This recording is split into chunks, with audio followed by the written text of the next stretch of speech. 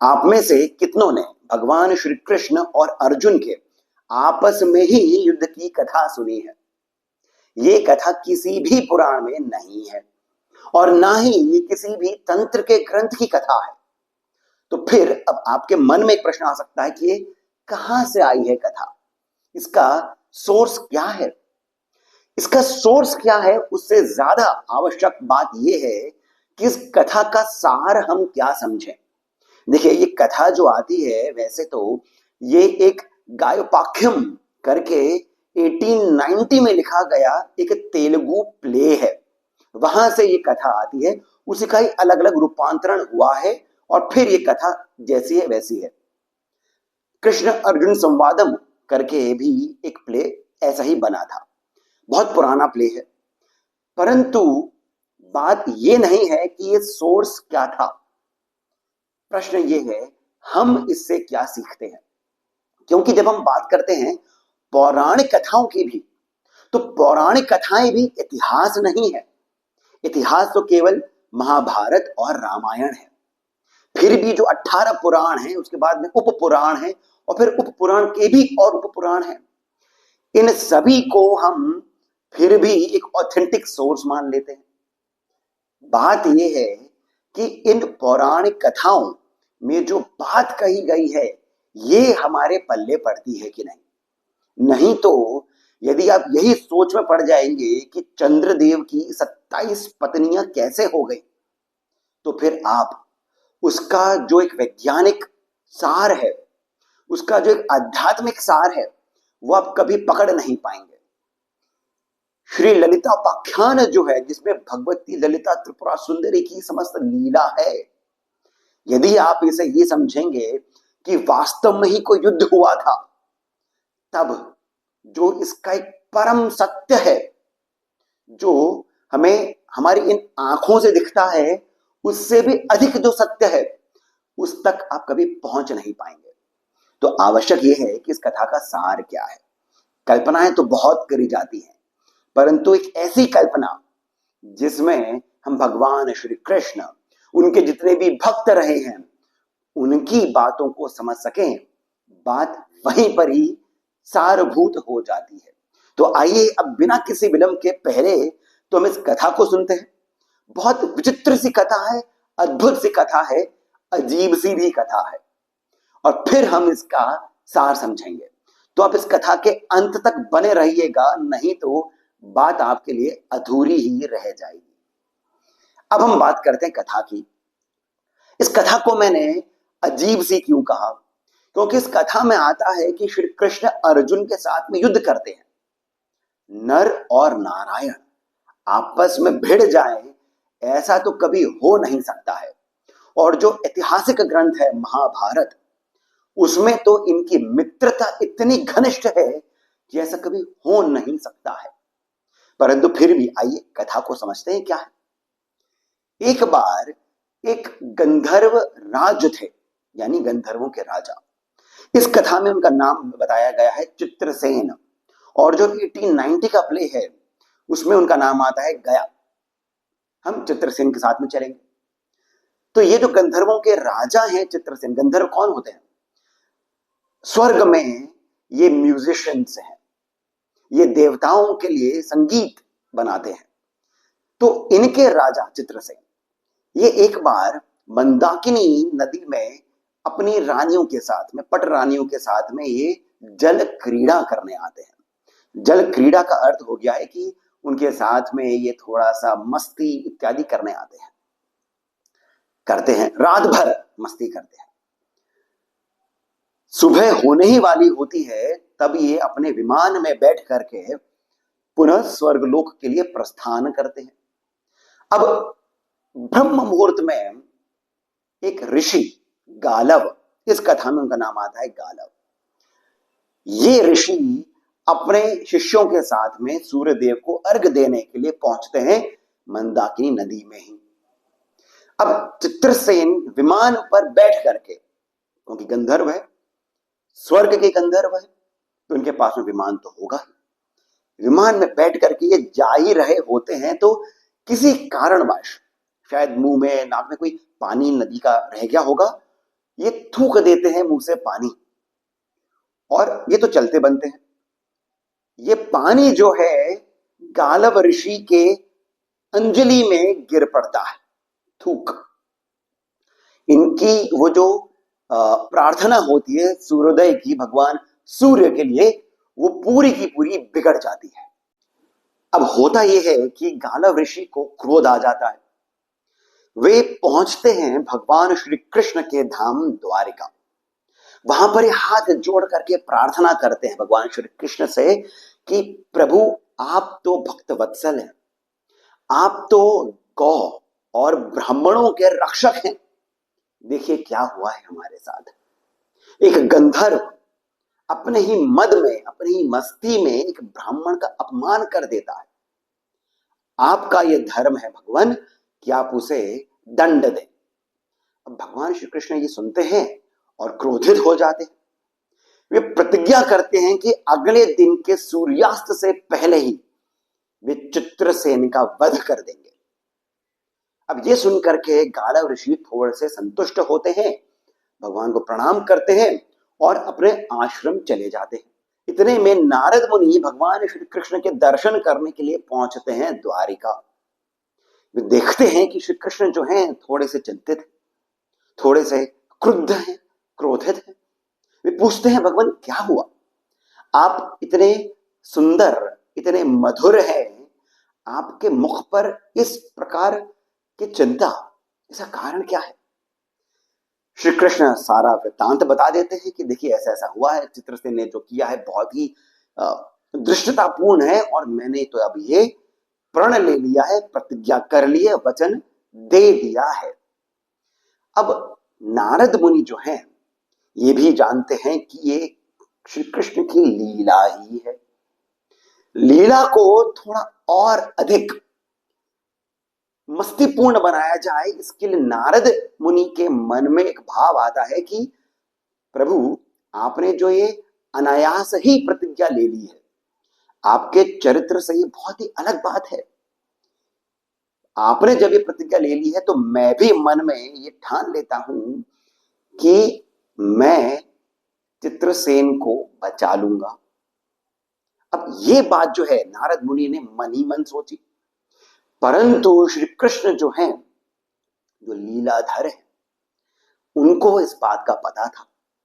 अब ये लीला कहां तक पहुंचती है, यही ये पूरा कथा का हमारा जो इसका जो माधुर्य है वो आ जाता है।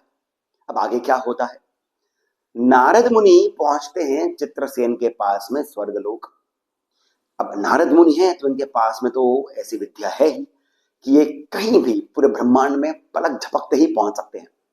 ये पहुंचते हैं स्वर्गलोक और ये कहते हैं चित्रसेन को कि राजन, हे गंधर्वों के राजा, आप मेरा सत्कार बाद में करिएगा, पहले मेरे मुख से कुछ बातें सुनिए जो आपके लिए महत्वपूर्ण है। चित्रसेन कहते हैं कि क्या हुआ, क्या शनि भारी हो रहे हैं या राहु। वे अपनी मस्ती में होते हैं। नारद मुनि कहते हैं कि तुम्हारा काल अब आ चुका है, अधिक समय नहीं बचा है चित्रसेन। वे बताते हैं कि क्या क्या हुआ। चित्रसेन को अपनी गलती के बारे में पता तो होता नहीं है, पर वे बहुत पछताते हैं कि अनजाने में ही मेरे से क्या दृष्टता हो गई है, प्रभु कुछ उपाय बताइए। नारद मुनि कहते हैं कि देखिए इसका एक ही उपाय है, मैं तुम्हें वचन देता हूं कि तुम्हें बचा लूंगा, परंतु तुम्हें वो करना पड़ेगा जो जो मैं तुम्हें बताऊंगा। तो ऐसा करो, तुम अभी ही पहुंच जाओ यमुना नदी के तट पर, एक जगह बताते हैं, और वहां पर पहुंच करके रोते रहना। कुछ ही समय बाद, रात्रि काल में ही कुछ ही समय बाद, कोई एक महिला आएगी। उनको तुम बताना नहीं कि तुम क्यों रो रहे हो, जब तक तुम उनसे वचन नहीं ले लेते कि वे तुम्हारी सहायता करेंगी। तुम ऐसा ही करना। अब चित्रसेन कहते हैं ठीक है प्रभु, जैसा आप कहें। अब यहां से नारद मुनि अपनी लीला का और विस्तार करते हैं और ये पहुंचते हैं कहां, इंद्रप्रस्थ, पांडवों की नगरी। वहां पर ये मिलते हैं सुभद्रा से, और सुभद्रा को कहते हैं कि हे सुभद्रे, आज का जो रात्रि काल का मुहूर्त है बहुत ही शुभ है। इस मुहूर्त में तुम जाकर के यमुना नदी में स्नान करो। इससे तुम्हारे पति अर्थात अर्जुन का भला होगा और तुम्हारी जो आने वाला जो वंश है उसका भी बहुत उद्धार होगा। इस समय को छोड़ना नहीं, रात्रि काल में जाना और एक स्थान है, एक घाट है, वहीं पर ही जाकर के तुम ये यमुना जी की स्तुति करना। ऐसा कह करके नारद मुनि अंतर्धान हो जाते हैं। अब सुभद्रा जो है ये तो पतिव्रता स्त्री है, सती है। ये इस अवसर को कैसे जाने थे? ये पहुंचती हैं यमुना नदी के तट पर, उसी घाट पर जहां पर नारद मुनि ने जो स्थान बताया था। अब ये स्थान वही था जहां पर चित्रसेन रो रहे थे।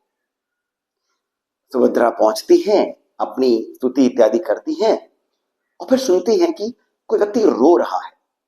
अच्छा, यहां पर एक और बात होती है कि नारद मुनि ने एक और बात कह दी थी सुभद्रा को। उन्होंने कहा था कि ये जो रात्रि काल है इसमें तुम्हें दीन दुखियारों की सहायता करनी है। यदि तुम यमुना नदी की स्तुति करके किसी दीन दुखियारे की सहायता करती हो तो इसका पुण्य और भी कहीं अधिक होगा। ये बात सुभद्रा को याद आ जाती है। वे सोचती हैं ये तो प्रभु की कृपा है कि कोई दीन दुखियारा है, रो रहा है। मैं जाकर पूछती हूँ क्या हुआ। ये ढूंढती है कौन है, कहाँ है। एक पेड़ के नीचे पास ही में चित्रसेन को देखती हैं, रो रहे हैं। पहचान तो नहीं पाती है, परंतु कोई दुखियारा होगा। ये पहुंचती है वहां, पूछती हैं कौन है आप, रो क्यों रहे हैं? वे कहते हैं कि नहीं, मैं नहीं बता सकता, कुछ भी नहीं बता सकता। आप क्या ही कर लेंगी, आप कुछ नहीं कर सकती हैं मेरे दुख के लिए। सुभद्रा कहती हैं ये कैसी बात कर रहे हो, तुम जानते हो मैं कौन हूं? मैं पांडव में से एक अर्जुन, उनकी पत्नी हूं, स्वयं श्री कृष्ण की बहन हूं। तुम किसको कह रहे हो कि मैं कुछ कर नहीं पाऊंगी? तुम बोलो तो सही। चित्रसेन कहते हैं नहीं नहीं नहीं नहीं, मैं नहीं मान सकता कि आप कुछ कर सकती हैं। मैं आपको अपना दुख तभी बताऊंगा जब आप प्रतिज्ञा लेंगी, वचन देंगी मुझे कि आप मेरी सहायता कर सकती हैं। नहीं तो इस दीन दुखियारे की जो दुख है, इसकी जो पीड़ा है वो और अधिक बढ़ जाएगी। सुभद्रा कहती है मैं तुम्हें वचन देती हूं। अब आप देख रहे हैं क्या क्या हो रहा है। श्री कृष्ण ने एक प्रतिज्ञा ले ली, नारद मुनि ने मन ही मन एक प्रतिज्ञा ले ली और यहां पर सुभद्रा ने एक प्रतिज्ञा ले ली। वे कहती है मैं तुम्हें प्रतिज्ञा देती हूं, मैं लेती हूं, वचन देती हूं कि तुम्हारी मैं रक्षा करूंगी, तुम्हारा दुख जो है वो मैं दूर करूंगी। अब तो बता दो। चित्रसेन कहते हैं कि देखिए मेरे साथ में क्या क्या हुआ। मैं गंधर्व हूं, गंधर्वराज हूं और ये सब कुछ हुआ है और मुझे पता लगा है कि आप ही के भाई हैं जो मुझे मारना चाहते हैं। अब आपने प्रतिज्ञा ली है, आप ही मेरी रक्षा करें देवी। ये सुनकर के सुभद्रा जो हैं ये असमंजस में पड़ जाती हैं, ये किंग कर्तव्य विमूढ़ हो जाती हैं, ये धर्म संकट में घिर जाती है। उस समय तो कह देती है कि ठीक है, मैं देखती हूं, मैं करती हूं, मैंने तुम्हें वचन दिया है, मैं करती हूं। बड़े ही दुखी मन से ये पुनः अपने महल में आती है। सोच रही होती है कि क्या करें। एक ओर भाई का वचन, एक ओर स्वयं का धर्म, स्वयं का वचन, क्या करें। दुखी बैठी होती है कि अर्जुन आते हैं। अर्जुन कहते हैं हे सुभद्रे, तुम दुखी क्यों बैठी हो? वे कहती हैं कि प्रभु ये बात हुई है, अब मैं क्या करूं, मेरा वचन तो अब मिथ्या चला जाएगा। अर्जुन यहां पर कहते हैं कि देखिए आप पतिव्रता हैं तो मैं भी पत्नी के वचन के लिए किसी भी सीमा तक जा सकता हूं। श्री कृष्ण मेरा आराध्य है, मेरे मित्र हैं, सखा हैं, गुरु हैं, परंतु उन्हीं से तो मैंने सीखा है कि शरणागत की रक्षा करी जाए। मैं तुम्हारे इस वचन की लाज रखूंगा। मैं ये प्रतिज्ञा लेता हूं कि तुम्हारे वचन को मैं मिथ्या नहीं होने दूंगा। कथा में अब एक और प्रतिज्ञा आ गई। अब ये बात नारद मुनि जाकर के श्री कृष्ण को कहते हैं। वे कहते हैं कि नाथ देखिए क्या क्या हो रहा है। श्री कृष्ण कहते हैं कि जाकर के अर्जुन को बोल दो आप नारद जी कि मेरी प्रतिज्ञा जो है वो टूटने नहीं वाली है, मैं छोड़ूंगा नहीं, तो वे ही अपना मार्ग बदल लें। नारद मुनि पहुंचते हैं द्वारिका से इंद्रप्रस्थ। इंद्रप्रस्थ में जाकर के वे अर्जुन को बताते हैं कि देखिए श्री कृष्ण ये कह रहे हैं, अब आप क्या करेंगे। अर्जुन कहते हैं कि नारद मुनि देखिए आपकी बात सत्य है, परंतु मेरा वचन जो है ये भी मिथ्या नहीं जाएगा। अब ये दोनों बातें जब नारद मुनि सुन लेते हैं तब वे असमंजस में पड़ जाते हैं कि बात जो है ये तो कुछ ज्यादा ही बड़ी हो गई है, अब क्या किया जाए। इतनी समय में श्री कृष्ण अपनी सेना के साथ में चल पड़ते हैं अर्जुन से लड़ने। अर्जुन भी अपनी सेना को एकत्रित करते हैं और दोनों पहुंचते हैं एक बीच के स्थान पर, और अब युद्ध होने जा रहा है। श्री कृष्ण को अर्जुन 5 बाण उनके पांव की तरफ छोड़ते हैं, यानी कि अर्जुन उन 5 बाणों से श्री कृष्ण को नमन करते हैं, उनके पांव छूते हैं। श्री कृष्ण भी 3 बाण छोड़ते हैं अर्जुन के मस्तक की ओर, उन्हें 3 बार आशीर्वाद देने हेतु। तो इस प्रकार से एक भक्त, एक शिष्य और एक गुरु और एक परमेश्वर, इनका मिलन होता है बाणों से। अब अर्जुन को श्री कृष्ण कहते हैं दूर से कि अर्जुन अपना हठ छोड़ दो, मैं आज सूर्यास्त से पहले चित्रसेन का वध कर दूंगा, ये मेरी प्रतिज्ञा है। अर्जुन भी दूर से कहते हैं कि हे भगवान, आप ही ने तो मुझे पाठ पढ़ाया था शरणागत की रक्षा करने का, मैं कैसे छोड़ दूं। अब दोनों जो हैं पहले तो कई सारे बाण छोड़ते हैं एक दूसरे की ओर, किसी को कुछ नहीं होता। तब अर्जुन ध्यान करते हैं पशुपतास्त्र का और श्री कृष्ण ध्यान करते हैं सुदर्शन चक्र का। अब जब ऐसा हो जाता है तो समस्त ऋषिगण जो हैं, जिन्होंने अपनी शक्ति से इस धरती के पाप को बांधे रखा है, वे दुविधा में पड़ जाते हैं कि ये जो दोनों अस्त्र हैं, यदि ये चल जाएंगे तो इससे इन दोनों नर और नारायण का तो कुछ नहीं होगा, परंतु ये सृष्टि जो है ये ध्वस्त हो जाएगी। अब क्या करें। वे तुरंत पहुंचते हैं महादेव के पास। महादेव से विनती करते हैं कि हे प्रभु, श्री कृष्ण का जो सुदर्शन चक्र है वो उस ही धातु से बना है जिससे कि आपका त्रिशूल बना है, अर्थात सूर्य देव के तेज से, तो आप ही उसे रोक सकते हैं। और साथ ही साथ अर्जुन का जो पाशुपतास्त्र है वो तो आप ही ने भेंट किया था अर्जुन को, तो प्रभु आप ही हैं जो इस विध्वंस को रोक सकते हैं। महादेव उसी क्षण पहुंचते हैं युद्ध भूमि में और श्री कृष्ण के आगे वे नमन करके कहते हैं, हे प्रभु, ये कैसी लीला रच रही है, आप अपनी प्रतिज्ञा छोड़ दें। श्री कृष्ण कहते हैं, महादेव ये कैसे हो सकता है। महादेव कहते हैं, प्रभु आपने तो कितनी बार अपनी प्रतिज्ञा अपने भक्तों के लिए तोड़ी है, स्वयं आपने भीष्म पितामह को रोकने के लिए अपनी प्रतिज्ञा महाभारत की उस युद्ध में छोड़ दी थी, यहां तो बात ही कुछ और है, कृपया करके अपनी प्रतिज्ञा छोड़ दें। अब महादेव की विनती आई है, श्री कृष्ण अपना सुदर्शन छोड़ देते हैं, वे जाकर के अर्जुन को गले लगाते हैं। अब जब ये पता चलता है गालव ऋषि को, तो वे क्रुद्ध हो जाते हैं कि ये क्या बात हो गई, अपने प्रतिज्ञा का मान नहीं रखा है। वे कमंडलू से अपने हाथ में जल लेते हैं। श्री कृष्ण अर्जुन सुभद्रा को श्राप देने हेतु यहीं पर ही सुभद्रा ये विनती करती हैं सभी दिग्गजों से, दिक्पालों से, क्षेत्रपालों से, ब्रह्मांड से कि यदि मैं श्री कृष्ण की सच्ची भक्त हूं, यदि मैं सती हूं, पतिव्रता हूं, तो ऋषि गालव के अंजलि से जल धरती पर गिर नहीं पाए। गालव ऋषि कितनी ही कोशिश करते हैं, ऐसा हो नहीं पाता है, वे लज्जित हो जाते हैं। उन्हें इस बात का भान होता है कि बात कितनी बड़ी थी और कितनी बड़ी हो गई। इसी को प्रणाम करते हैं, सुभद्रा देवी को प्रणाम करते हैं, उनके सतीत्व को प्रणाम करते हैं और फिर वे अपने आश्रम चले जाते हैं। कहानी यहीं पर ही समाप्त हो जाती है। बड़ी लंबी कहानी है, बड़े सारे लेयर्स हैं, कई सारी विरोधाभासी बातें हैं, परंतु इसका सार जो है ना बहुत अद्भुत है। पहली बात तो यह है कि ये सभी लीला है, श्री कृष्ण की लीला है, परमेश्वर की लीला है, भक्त वत्सल की लीला है।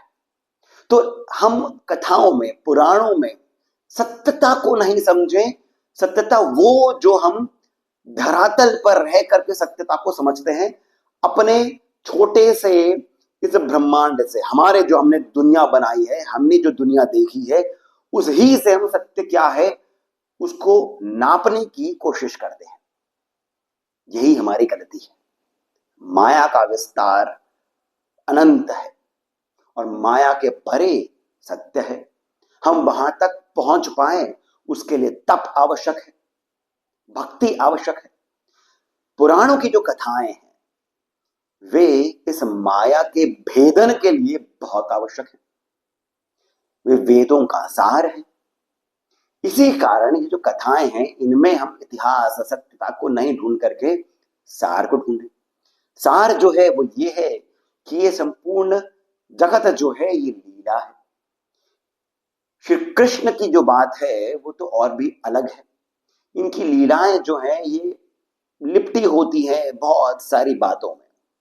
इनके भक्तों के लिए ये कई सारे कष्ट पैदा कर देते हैं। ऐसा कहा जाता है कि विष्णु की तपस्या सबसे अधिक कठिन है, महादेव को प्रसन्न करना सबसे अधिक सरल है।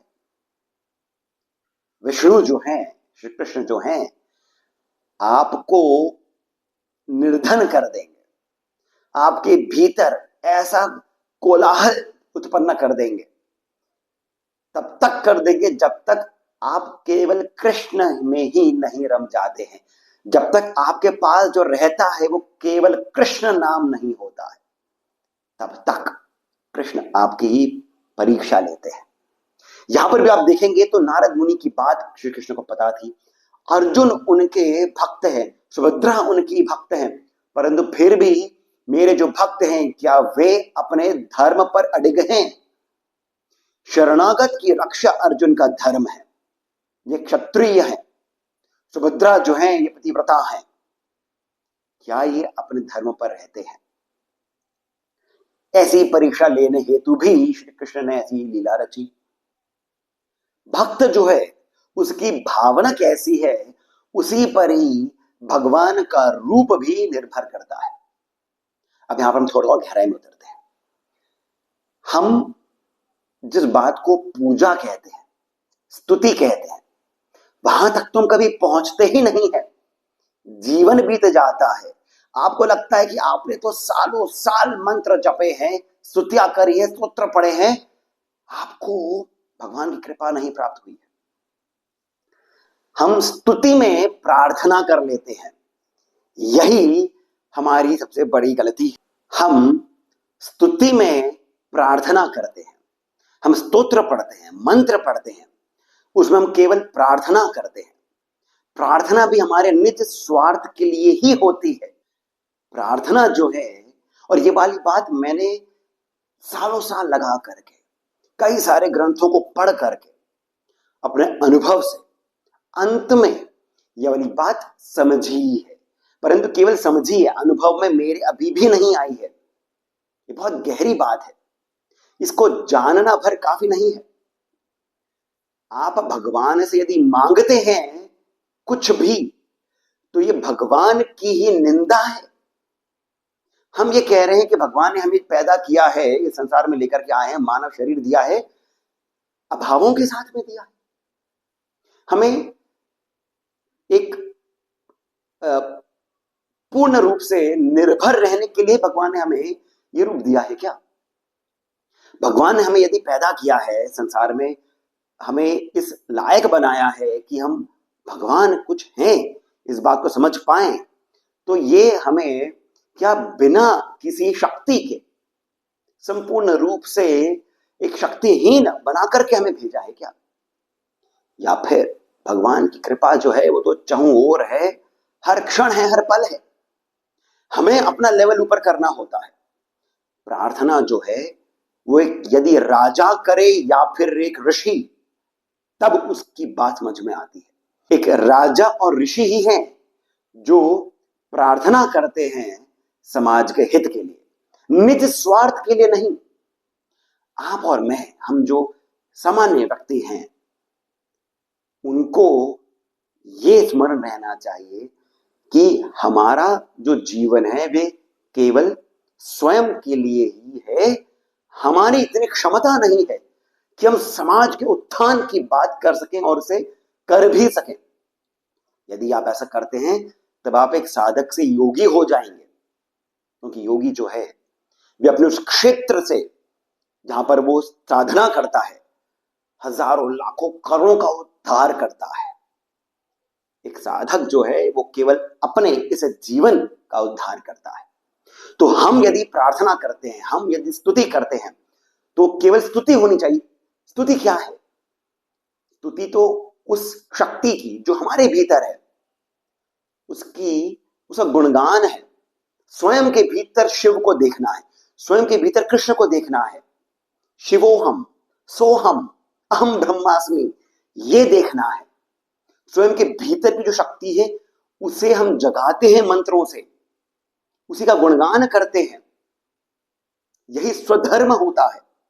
प्रार्थना जो है ये तो भीख होती है। यानी कि आप धूप में खड़े रह करके प्रार्थना कर रहे हैं सूर्यदेव को कि हे भगवान, थोड़ी रोशनी हमारी हमको दीजिए, ये तो हास्यास्पद हो गया। फिर भगवान भी कहते हैं ठीक है, जैसे तुम्हारी भावना, तुम्हें दिख नहीं रहा है तो तुम्हें भी वही मिलेगा जो तुम्हारे प्रारब्ध में है। तुम मेरा नाम ले रहे हो तो तुम्हारा अगला जीवन सुधर जाएगा, परंतु इस जीवन में बेटा वही होगा जो तुम्हारा प्रारब्ध था। प्रारब्ध को काटने के लिए तप करना पड़ता है। नाम स्मरण भी तप है। तप ये नहीं है कि आप तपोवन चले जाएंगे, जंगलों में चले जाएंगे और साधना करेंगे। तप वो नहीं है। आपको क्रोध आ रहा है तब भी आप नाम स्मरण कर रहे हैं।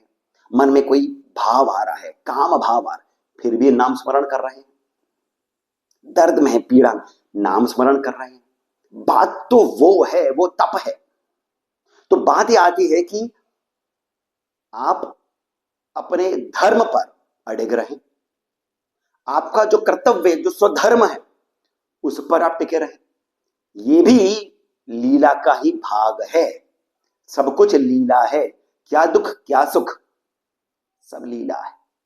समर्पण, पूर्ण समर्पण। आपका और मेरा काम केवल समर्पण है।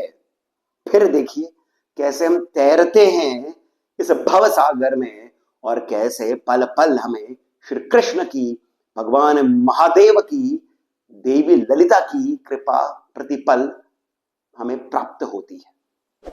इसके साथ मैं इस प्रसंग को यहीं पर ही समाप्त करता हूं। आशा करता हूं कि आपको आनंद आया होगा, कुछ लाभ आपको यहां से प्राप्त हुआ होगा। यदि ऐसा है तो कृपया करके इस वीडियो को आप लाइक अवश्य करें, हमें सब्सक्राइब करना नहीं भूलें, और कमेंट सेक्शन में जाकर के जो पहला कमेंट पिन है वहां से पेटीएम, जीपे इत्यादि के माध्यम से जितना अधिक हो सके आप हमें श्री सहयोग भी प्रदान करें, बहुत अधिक प्रोत्साहन मिलता है। इसके साथ मैं सिद्धार्थ आप सभी की अनुमति लेता हूं। धन्यवाद।